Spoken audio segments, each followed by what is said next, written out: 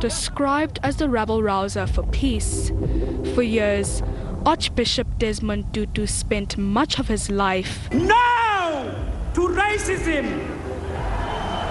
What have we said to racism? We are the rainbow people of God. committed and determined in his fight to witness this very moment. One man inspires us all. One man inspires the whole world. I ask you, welcome our brand new state president, out of the box, Nelson Mandela.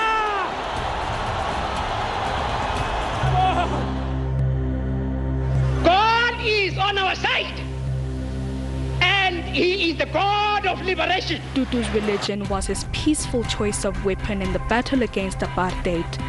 It continued to be so even as the country began taking steps towards reconciliation. His words, a powerful tool used to restore harmony but also invoke awareness.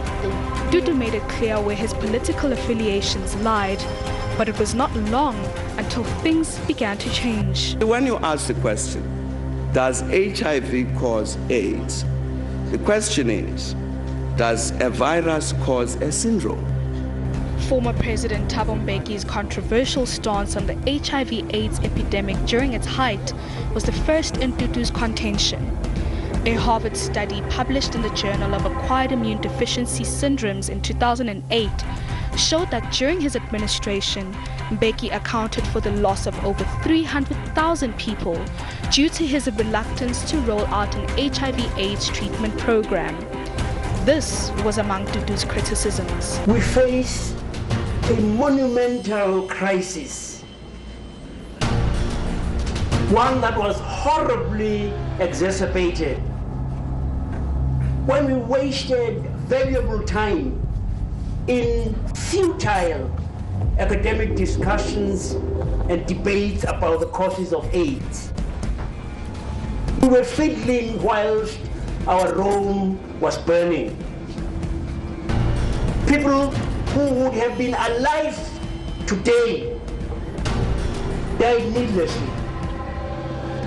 We were culpably remiss in not providing people with antiretroviral drugs, which have a proven track record of extending lives, improving quality of life.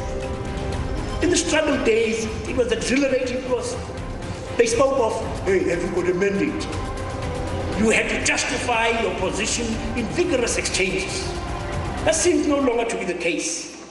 It seems psychophancy is coming into its own. I would have wished to see far more open debate, for instance, of the HIV/AIDS views of the president in the ANC. Truth can't suffer from being challenged and examined. Post-1994, the government introduced black economic empowerment policies.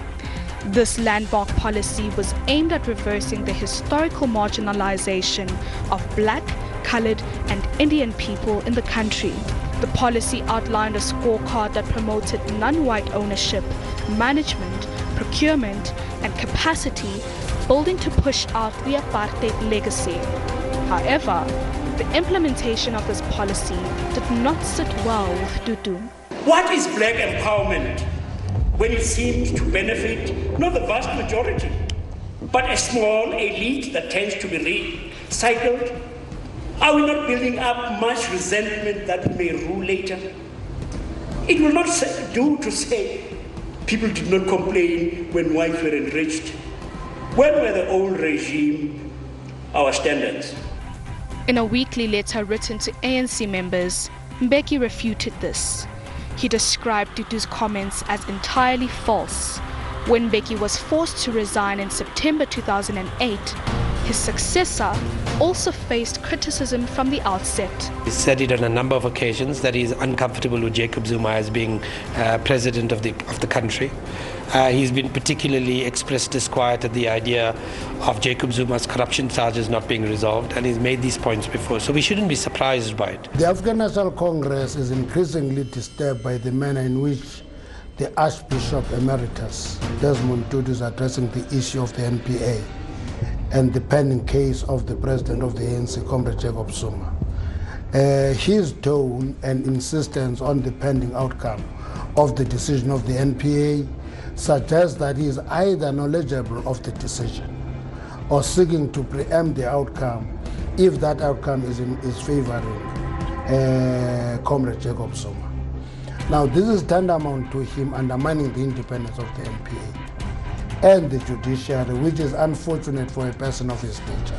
As President of the Republic of South Africa, I, Jacob Zuma, swear. Months after he was elected president, Zuma and Tutu announced that they had buried the hatchet. That amity was short-lived. This after His Holiness the Dalai Lama's visit to the country for Tutu's 80th birthday celebrations was cancelled after his visa application was delayed following the government's indecision. Let the ANC know that they have a large majority. Well, Mubarak had a large majority. Gaddafi had a large majority. Watch out.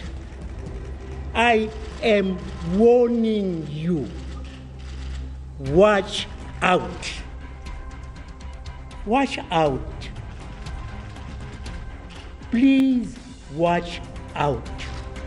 We were helped by the international community to overcome apartheid. People were opposed to injustice and oppression, and people believed that we South Africans would automatically be on the side of those who were being oppressed. Tibet is being oppressed. Our government, representing me,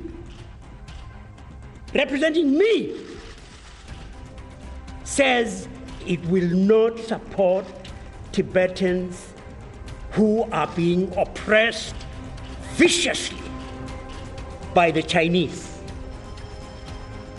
Hey, Mr. Zuma, you and your government don't represent me. You represent your own interests. And I'm warning you, I really am warning you, out of love. I am warning you like I warned the nationalists. I am warning you. One day, we will start praying for the defeat of the ANC government. Tutu's criticism of the ANC and the leadership of former President Jacob Zuma seemed to irk some within the ruling party. In 2011, the then National Commissioner of the South African Police Service, Bheki Cele, hit back at the Archbishop and the former DA leader, Helen Zille, for the criticism of Zuma. The Bishop himself, Tutu, must go home and shut up. He must learn one thing, that he must follow Jesus. And Jesus advised all of us, including himself. He must not think that he's a vice Jesus Christ. In 2014, 20 years into democracy, Tutu announced that he would no longer be voting for the ANC, decrying the country's slow progress in improving the lives of South Africans. We pray regularly for you and your colleagues that this must not be a false dawn. It looks to us like we are on the way to becoming what we were intended to be. And we give great thanks to God for you and uphold you and your colleagues, and we say, Chikabenani, Anisikelele, Anomelet. We manage our hearts. Thank you so much. No, we appreciate it. I also want to, apart from thanking you, to also apologize that we did put you through, especially you, through a period where you lost confidence in the leadership of the country. It was not a pleasant moment to hear you as the Archbishop that we've always loved expressing your loss of hope and your loss of confidence. And I just wanted to say I'm sorry we put you through that, but we will work very hard to regain your confidence. President Cyril Ramaphosa paid Tutu a courtesy visit in 2018, where he apologized to the Archbishop, assuring him that the party would work tirelessly to regain his confidence. Tutu accepted the apology, remaining cautiously optimistic. Since the visit and leading up to his death, his views on the leadership's progression on what was promised is not entirely known. However, as seen in the past, the Archbishop would not have missed out on an opportunity to voice any of his concerns and objections.